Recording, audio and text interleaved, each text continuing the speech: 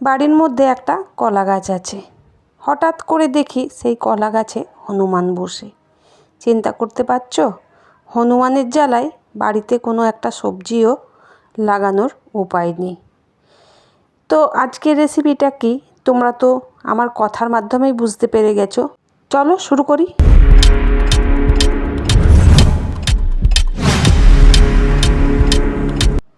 ভালো করে ধুয়ে পরিষ্কার করে নিয়েছি। কি বলো তো বন্ধুরা, মোচার রেসিপি এর আগেও কিন্তু আমি দিয়েছি, কিন্তু আজকে যে মোচার রেসিপিটা আমি বানাতে যাচ্ছি সেটা কিন্তু একদম অন্যরকমভাবে। তোমরা দেখো রেসিপিটা, যদি ভালো লেগে থাকে, ভিডিওর কোনো একটা অংশ যদি তোমাদের মনে ধরে থাকে, তাহলে নতুন হয়ে থাকলে চ্যানেলটা সাবস্ক্রাইব করে রাখো।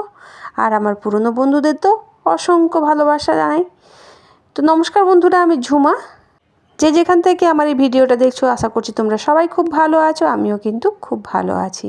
চলে এসেছি আবার একটা মোচার রেসিপি নিয়ে। সেই জন্য মোচাগুলোকে আগের দিনে রাত্রে ভালো করে কেটে হলুদ জলে ডুবিয়ে রেখেছিলাম। এখন মোচাগুলো ভালো করে সেদ্ধ করে নিলাম, সাথে দিয়ে দিয়েছি হাফ কাপ মতো গোটা ছোলাটাও সিদ্ধ করে নিয়েছি মোচার সাথে। আর ছোট ছোট করে আলু কিন্তু আমি কেটে রেখেছি, যেমন পোস্তর আলু কাটে সেই রকম ছোট ছোট করে। ওইদিকে একটা মশলাও বানিয়ে নিলাম। দিয়ে দিয়েছি পেঁয়াজ, রসুন, আদা, লঙ্কা, খুব ভালো করে পেস্ট করে নিয়েছি। আর এখানে কড়াই বসিয়ে দিয়েছি। কড়াই দিয়ে দিয়েছি পরিমাণ মতো তেল, সর্ষের তেল দিয়েছি, একটুখানি পাঁচফোড়ন, একটুখানি হিং দিয়ে ভালো করে আলুগুলো ভেজে নিলাম। দেখতেই পাচ্ছ আলুর গায়ের উপর কিন্তু সোনালি রং ধরে গেছে। এরকমভাবে ভাজতে হবে। আলুটা এমনভাবে ভাজতে হবে যাতে ভাজার সাথে সাথে 80% আলু যেন সেদ্ধ হয়ে যায়। তো দেখো আলুটা তো আমার ভাজা হয়ে গেছে। তারপর দিয়ে দিয়েছি সেই তেলের মধ্যেই এক মুঠো পেঁয়াজ দিয়ে খুব ভালো করে ভেজে নিয়েছি। তারপর দিয়ে দিয়েছি একটা টমেটোটা আমি লম্বা লম্বা করে কেটে নিয়েছিলাম, তোমরা চাইলে পেস্ট করেও দিতে পারো। তারপর এখানে যে মশলার পেস্ট আছে সেটা দিয়ে দিলাম। তার আগে একটুখানি টমেটোটা আলুর সাথে কিন্তু ভেজে নিয়েছি। মশলার পেস্টটা যে দিয়েছি সেটা দেওয়ার পর কিছুক্ষণ আমি ভেজে নিলাম।